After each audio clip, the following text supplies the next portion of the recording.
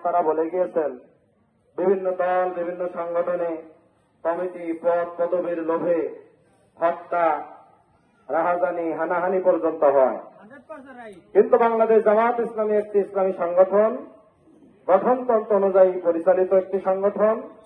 সেই সংগঠনে নিয়মতান্ত্রিকের বাইরে কোনো বিশৃঙ্খলা করার সুযোগ নাই। একটাই কথার উপরে আল্লাহ বলেছেন, আতিউল্লাহ আতিউর রাসূল উলিল আমরি মিনকুম। আল্লাহর হুকুম মানো, রাসূলের হুকুম মানো এবং তোমার নেতার আনুগত্য করো।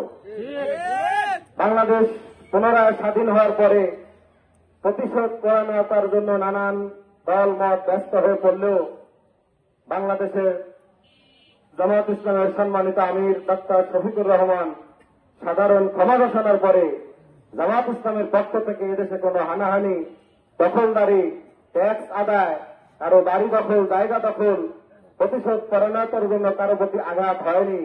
এটাই হচ্ছে জামাত ইসলামের আনুগত্যের মূল পরিচয় এবং নিদর্শন।